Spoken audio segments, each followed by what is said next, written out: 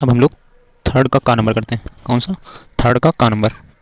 तो थर्ड के काम में आपसे पूछा जा रहा है कि सीसीपी जालक की संकुल क्षमता की गणना कीजिए तथा सीसीपी जालक की संकुलन क्षमता एचसीपी जालक से किस प्रकार भिन्न है।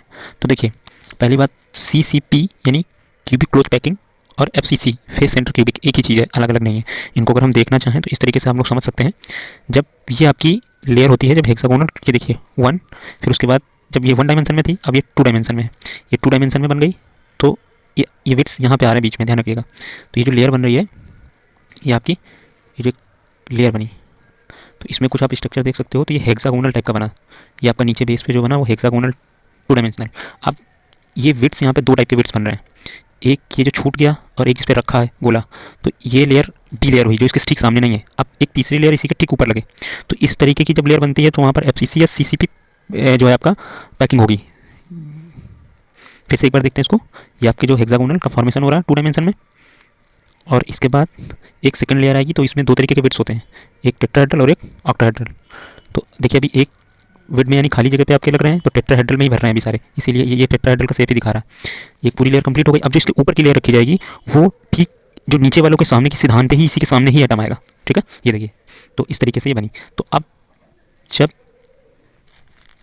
ए बी सी तीनों लेयर डिफरेंट टाइप की होंगी तो वो एफसीसी पैकिंग होगी, यानी जो स्ट्रक्चर बनेगा वो एफसीसी या सीसीपी पैकिंग, उसको कहते हैं सीसीपी पैकिंग। और ये जो जो यूनिट सेल के हिसाब से फेस सेंटर क्यूबिक। और अगर बीच नीचे वाली लेयर ठीक ऊपर वाली लेयर की जैसी होगी, सिर्फ बीच वाली डिफरेंट होगी, यानी ए बी ए टाइप का जो पैटर्न होगा, तो उसमें हेक्सागोनल पैकिंग होती है, उसको एचसीपी पैकिंग कहते हैं। ठीक है, ये ए बी ए प्रकार की पैकिंग है और ये ए बी सी प्रकार की पैकिंग है। ये फर्क है दोनों में, क्योंकि अब इसमें आपसे पूछा गया है कि किस प्रकार भिन्न होता है। इसके यूनिट सेल में 4 नंबर ऑफ एटम होते हैं, जबकि इसके एटम ऑफ सेल कितने होते हैं? इसके 6 होते हैं, ध्यान रखिएगा, एक यूनिट सेल में। इसकी भी इफिशियंसी जो होती है वो 74% होती है। कितनी? 74%। और इसकी भी जो इफिशियंसी क्षमता है, संकुलन क्षमता, इसकी भी कितनी है? 74% यानी 74% है। ठीक है, ये कुछ 3 पॉइंट है जो डिफरेंस उससे सिमिलर है। अब हमको यहाँ पर संकुलन क्षमता की गणना करनी है। चलिए आइए करते हैं गणना। कैसे करेंगे?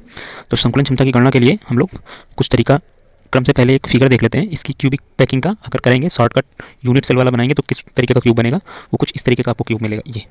ठीक है, पहले इस क्यूब को समझ लेते हैं अच्छे से। देखिए, फेस सेंटर का मतलब होता है हर एक जो है फेस पे आपके रखा होगा, बिल्कुल सेंटर पे, आधा अंदर आधा बाहर पार्ट। और 8 कार्नर में तो एक रखना ही होगा।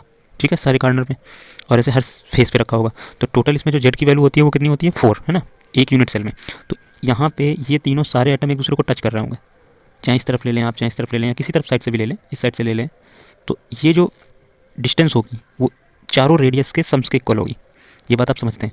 और ये डायगोनल जो होगा ये इस पूरे रेक्टेंगल स्क्वायर का विकर्ण होगा, यानी डायगोनल होगा। तो नीचे की साइड है स्क्वायर, ये साइड है स्क्वायर। तो इसी को हम लोग सॉल्व करेंगे, तो इस फिगर के थ्रू हम लोग करते हैं। ठीक है, आइए स्टार्ट करते हैं हम लोग। सबसे पहले हम लोग क्या करेंगे? सबसे पहले हम लोग ट्राइंगल ए बी सी लेते हैं। In triangle A B C, Hindi में लिखना ट्राइंगल ए बी सी में, इन ट्राइंगल ए बी सी। तो इसमें हम लोग क्या करेंगे? ए सी की जो वैल्यू आएगी वो किसके इक्वल होगी?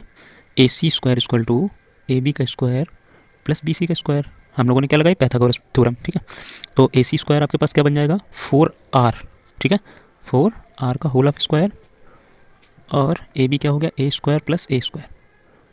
तो यहाँ से क्या बन गया? 16r square equal to a square. तो आपके पास 2 से ये कट जाएगा तो कितना बन जाएगा? इसको अगर हम होल स्क्वायर बनाते भी हैं तो ये आपके पास कितना आ जाएगा रिलेशन? 2 8 यानी 2√2 का आर का whole of square equal a square. तो ए स्क्वायर से कंपेयर हो जाएगा, तो ए की वैल्यू क्या आ गई आपके पास? 2√2r। ठीक है, 2√2r। अब यहाँ से हमारे पास वैल्यू रेडियस की निकल आएगी। किसकी निकल आएगी? रेडियस की कहें या ए की कहें, दोनों ही हमको जरूरत पड़ेगी। तो यहाँ से अगर r इक्वल टू निकालें तो क्या बन जाएगा? r इक्वल टू हो जाएगा आपके पास a/2√2। ठीक है, अब हम लोग क्या निकालेंगे? जो एक एटम का यानी एक परमाणु का आयतन कितना होगा? एक परमाणु का आयतन, एक परमाणु का आयतन, एक परमाणु का आयतन, एक परमाणु का आयतन कितना होगा? 4/3 pi r cube, 4/3 pi r cube, 4/3 pi r cube जो है 4/3। अब एकक परमाणु में, एकक कोष्ठिका में परमाणुओं की संख्या कितनी होगी? एकक कोष्ठिका में एफसीसी को एफसीसी या सीसीपी की एकक कोष्ठिका में, एकक कोष्ठिका या यूनिट सेल, एकक कोष्ठिका में परमाणुओं की संख्या, परमाणुओं की संख्या कितनी होगी? 4। कितनी होगी? 4। तो कुल परमाणुओं की संख्या यूनिट सेल या एकक कोष्ठिका में उपस्थित कुल परमाणुओं की संख्या, कुल परमाणुओं का आयतन क्या हो जाएगा? 4 गुणे 4/3 पाई आर क्यूब। तो यहाँ पर सॉल्व होगा कितना होगा? 16/3 पाई आर क्यूब। अच्छा, एकक कोष्ठिका का आयतन कितना हो जाएगा? एकक कोष्ठिका का आयतन ए क्यूब, भुजा क्यूब होता है, और ए की वैल्यू 2√2r थी, तो उसका होल क्यूब हो जाएगा। तो कितना बन जाएगा? 2 दूनी 4 दूनी 8 दूनी 16√2r क्यूब। अब संकुलन क्षमता का सूत्र क्या होता है? संकुलन क्षमता बराबर परमाणुओं का कुल आयतन, परमाणुओं का कुल आयतन बटे एकक कोष्ठिका का आयतन, का आयतन गुणे 100। अब क्या होगा इसमें? और ध्यान रखिएगा परमाणुओं की संख्या एकक कोष्ठिका में ही कुल परमाणु का आयतन है, तो वो हम लोगों ने अभी निकाला था। एक कुल आयतन कितना आया था? 16/3 पाई आर क्यूब, और ये कितना आया था? 16√2r क्यूब और गुणे 100। तो देखिए 16 से 16 आपका कट जाएगा, कैंसिल आउट हो जाएगा, आर क्यूब से आपका आर क्यूब कैंसिल आउट हो जाएगा। तो आपके पास सीधा सीधा बचेगा क्या? π/3√2। अब इसको हम लोग कर लेंगे सॉल्व, तो इसको सॉल्व करना भी आसान है, π√2/6, ठीक। और इसमें वैल्यू रख लेंगे हम लोग, तो ये बन जाएगा 3.14 रख लीजिए, या 22 22/7 गुणे √2/6, 2 का 11 हो जाएगा, 2 3 6, तो 11 गुणे 1.414 और अपॉन 21, ठीक है। तो इन सबको जब हम लोग सॉल्व करेंगे तो ये आपका आ जाएगा कितना? 74%। कितना आ जाएगा? 74%। करेक्ट आंसर आपका कितना आएगा? 74%। आपका संकुल क्षमता आ गई। और अंतर आपको जो लिखने थे वो मैंने आपको भी बता ही दिए थे। फिर से क्या क्या है आपके? एक पहला अंतर है आपका जो FCC है वो संकुल संरचना प्राप्त होती है ABC प्रकार के पैकिंग से, ठीक है।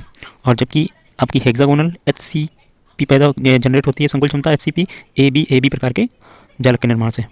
और इसमें एकक कोशिका में परमाणु की संख्या 6 होती है, इसमें आपकी FCC में होती है 4, ठीक है। और दोनों की संकुलन क्षमता 74% यानी 74% होती है, ठीक है। ये क्वेश्चन हो गया आपका। इसके नॉन टेट्राफ्लोराइड और जीनॉन हेक्साफ्लोराइड को आपको बनाने का समीकरण देना। तो देखिए जीनॉन टेट्राफ्लोराइड को हम कैसे बनाते हैं? तो जीनॉन की रिएक्शन जो है हम फ्लोराइड से निकल की प्रेजेंस में 5 से 6 एटमॉस्फेयर पर 673 केल्विन पर कराते हैं, तो हमें क्या मिल जाता है? Xenon tetrafluoride. तो इसकी रिएक्शन आप अगर लिखना चाहेंगे, हम लोग क्वेश्चन कौन सा कर रहे हैं? तीसरे का ख नंबर। तो जीनॉन यानी जीनान गैस और फ्लोराइड गैस को जब हम पास कराते हैं किससे? इसमें जो हम वैल्यू लिख लेते हैं कितना है? निकल की ट्यूब से पास कराएंगे और 5 से 6 ATM का प्रेशर होगा और टेम्परेचर होगा आपका 673। कितना? 673 केल्विन। तो आपको क्या मिल जाएगा? तो आपको मिल जाएगा xenon fluoride, xenon tetra fluoride, ठीक है। ये आपका पहला पार्ट हो गया। दूसरा जीनॉन हेक्साफ्लोराइड कैसे मिलाएंगे? तो जो जीनॉन टेट्रा फ्लोराइड जब आपको मिल गया, इसकी रिएक्शन आपको करा देनी है किसे? 143 पे जो है ऑक्सीजन डाइफ्लोराइड से आपको रिएक्शन करानी है। ऑक्सीजन डाइफ्लोराइड के साथ आप 143 डिग्री सेल्सियस पे अगर गर्म कर देंगे, 143 केल्विन पे, सॉरी, तो 143 केल्विन पे जैसे इसको हीट करेंगे तो ये कन्वर्ट हो जाएगा आपका जीनॉन हेक्साफ्लोराइड में। किस में कन्वर्ट हो जाएगा? जीनॉन हेक्साफ्लोराइड में, ठीक है। ये आपका रिएक्शन है। और इसी में एक इंपॉर्टेंट रिएक्शन आपको और बता देते हैं कि इसकी अगर वाटर से रिएक्शन आ जाए तो क्या होगा। तो वाटर से रिएक्शन में आपको थोड़ी सी हिंट दे देते हैं। अगर इसी की वाटर से रिएक्शन कराएंगे तो वाटर से रिएक्शन कराने में जीनॉन टेट्राफ्लोराइड की अगर वाटर के साथ रिएक्शन आ जाए तो वाटर के साथ रिएक्शन करने पे क्या क्या देता है? तो वाटर के साथ रिएक्शन करने पे आपको ये जीनॉन ट्राईऑक्साइड देगा, जीनॉन ट्राईऑक्साइड देगा, प्लस साथ में आपको जीनॉन गैस देगा और आपको ये ऑक्सीजन गैस देगा और हाइड्रोजन फ्लोराइड देगा, ठीक है। हाइड्रोजन फ्लोराइड ये आपके कंपाउंड बनेंगे, ये ध्यान रखिएगा। ये वाटर के साथ अगर रिएक्शन होगी जीनॉन टेट्राफ्लोराइड की तो ये आपके तीसरे का खा नंबर भी हो गया। तीसरे के खा के बाद अब हम लोग चर्चा करेंगे किसकी? तीसरे के खा के बाद तीसरे के गा की। गा के IUPAC नाम पहले इसका रख लेते हैं। तो इसका नाम होगा, देखिए पॉजिटिव वाले का पहले बोलना पड़ेगा, यानी पोटेशियम पहले बोला जाएगा, पोटेशियम। उसके बाद आपको बड़े ब्रैकेट का नाम रखना पड़ेगा। तो बड़े ब्रैकेट में भी पहले लिगेंड का नाम रखा जाएगा, ये द्विदंती लिगेंड है, ये भी ध्यान रखिएगा। तो ये हो जाएगा ट्राई ऑक्जेलेटो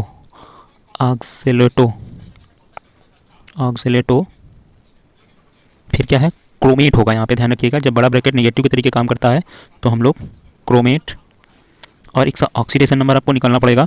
तो देखिए जो आपका ऑक्सीलेट है वो डबल माइनस शो करेगा, तो 3 है तो 6 माइनस हो गए, और बाहर 3 प्लस है, तो ये बैलेंस होकर टोटल 3 प्लस ही बचे ना। तो यानी क्रोमियम आपका क्या बैलेंस दिखा रहा है, ऑक्सीडेशन नंबर 3।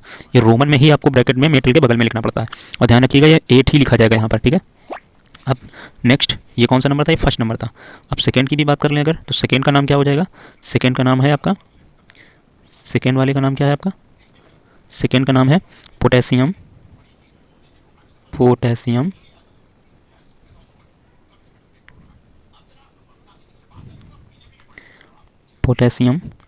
टेट्राहाइड्रेट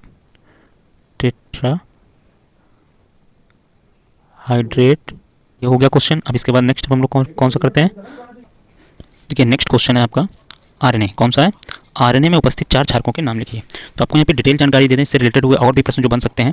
पहली बात तो डीएनए हो या आरएनए हो, डीएनए में याद रखिएगा डबल हेलिकल जो होता है फॉर्मेट होता है, ठीक। उसमें आपके 4 बेस जुड़ते हैं जो 2 टाइप के होते हैं, जिनमें डबल रिंग है, 2 डबल नाइट्रोजन रिंग है, उसको प्यूरीन प्रोटीन या प्यूरीन वाला बोलते हैं, और ये पेरिमिडीन क्षारक जिनको बोलते हैं ना, बेसिक नेचर के होते हैं, और पेरिमिडीन जिनमें सिंगल होता है।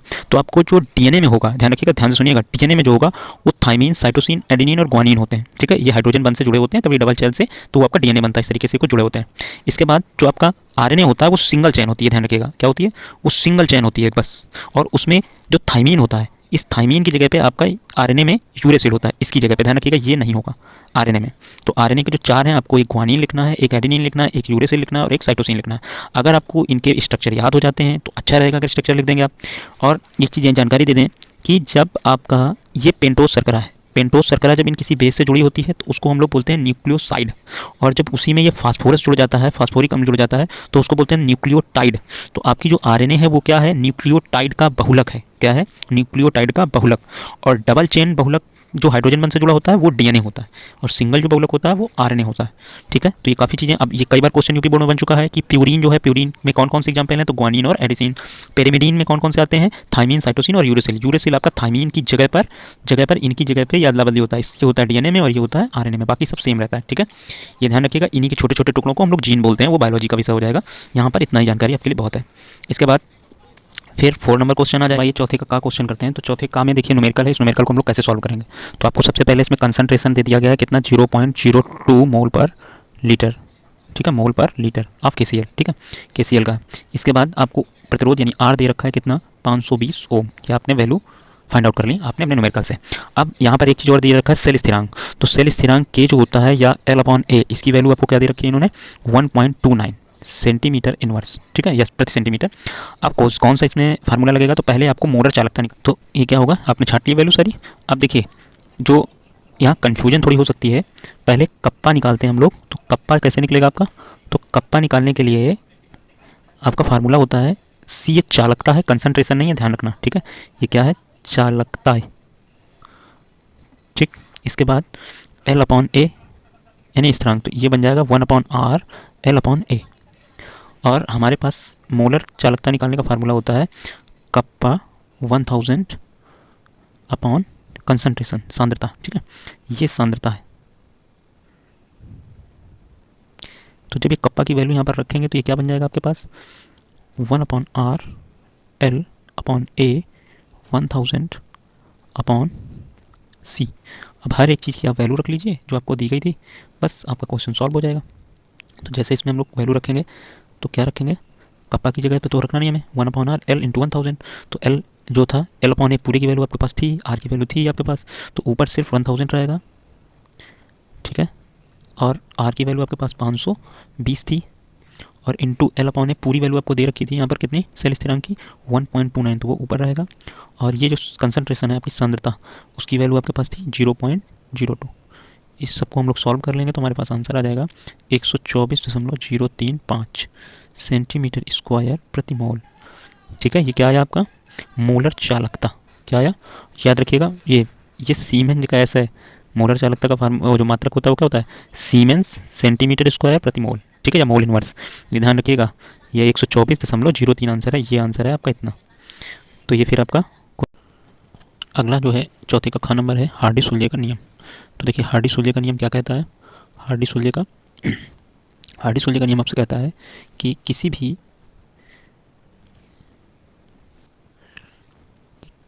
भी विद्युत अपघट्ट की स्कंद शक्ति, जो विद्युत अपघट्ट होता है मतलब कोलाइडी विलयन में कोई ना कोई आयनिक पदार्थ ऐसा जरूर होता है जिसको डालने से कोलाइडी विलयन फट जाता है। दूध भी आपका कोलाइडी विलयन है, तो उसमें आप जो नींबू डालते हो, कोई एसिड डालते हो, तो वो क्या है, विद्युत अपघट्ट है। तो किसी भी विद्युत अपघट्ट के स्कंदन, ये फटने की क्रिया, छोटे छोटे कण मिलकर बड़े कण बन रहे हैं, तो इसी प्रक्रिया को स्कंदन कहते हैं। तो जो ये विद्युत अपघट्ट पदार्थ करा रहा है, तो उसके स्कंदन की जो शक्ति होती है वो स्कंदन आयन की संयोजकता पर निर्भर करती है, यानी उस आयन पे प्लस माइनस कितने चढ़े हैं। आपने मान लीजिए उसमें छिड़का डाल दिया तो CH3COO माइनस, तो एक माइनस ही चढ़ा है ना, तो उसकी क्षमता भी एक गुनी है, एक कह सकते हैं हम लोग। अगर कोई डबल आई माइनस वाला होगा तो और तेज फाड़ देगा उसको, ठीक है। तो स्कंदन आयन की संयोजकता जितनी अधिक होती है, स्कंदन शक्ति उतनी ही अधिक होती है। यदि AH2S3 सॉल्व में NaCl BaCl2 AlC3 वैद्युत अपघट्ट अलग अलग मिलाए तो Na प्लस BaCl तथा AlCl की स्कंदन शक्ति का क्रम निम्नलिखित होगा। ये आपका उदाहरण सहित पूरा विधिवत लिखा हुआ है, आपको ऐसे ही अगर एग्जाम में आप लिख देंगे तो बहुत अच्छा रहेगा। तो इसी प्रकार जैसे धन वालों के लिए लिखा हुआ है, इसी प्रकार ऋण आवेशित वालों के लिए भी है। अगर कोई हमारा कोलाइडी विलयन धन आवेशित कणों से बना है तो उसमें ऋण वाले उसको स्कंदन करेंगे, यानी उसको देसी भाषा में हम लोग बोलेंगे तो फाटना है ना, फट जाना। तो इसी प्रकार धनावेशित सॉल्व के प्रति ऋण आयनों की शक्ति क्या होती है, जिसमें डबल माइनस होंगे उसकी शक्ति ट्रिपल माइनस वाले की सबसे ज़्यादा, डबल माइनस की उससे कम और सिंगल माइनस की उससे भी कम, ठीक है। तो ये आपका सांद्रता सबकी बराबर है, तो अलग अलग आयनों की संख्या के आधार पर उसकी स्कंदन क्षमता भी अलग अलग होती है। ये हार्डी-सुलजे ने कहा कि किसी भी विद्युत अपघट्ट के स्कंदन शक्ति जो होती है वो स्कंदन आयन की संयोजकता पर निर्भर करती है। किस पर निर्भर करती है, संयोजकता पर निर्भर करती है, ठीक है। किसी भी विद्युत अपघट्ट की स्कंदन क्षमता, किसी भी विद्युत अपघट्ट की स्कंदन शक्ति या स्कंदन क्षमता उसके स्कंदन आयन की संयोजकता पर निर्भर करती है। स्कंदन आयन की संयोजकता जितनी अधिक होती है, स्कंदन शक्ति भी उतनी ही अधिक होती है। और उदाहरण आपका ये लगा हुआ है, ठीक है। तो ये चीज़ें आप लोग ध्यान रखिएगा। तो इस तरीके से ये आपका हार्डी-सुलजे हो गया। फिर दूसरा आपका क्या है, चौथे के खा का सेकंड नंबर आपसे पूछा गया टिंडल प्रभाव। तो टिंडल प्रभाव होता क्या है, तो टिंडल प्रभाव जब हम किसी कमरे में या देखते हैं लाइट जो होती है, तो अगर धूल मिट्टी कमरे में होती है तो उस लाइट का छेद से जो धूल से होकर जो लाइट आती है आपकी प्रकाश किसी छेद से, तो आपको उसका रास्ता दिखाई देता है।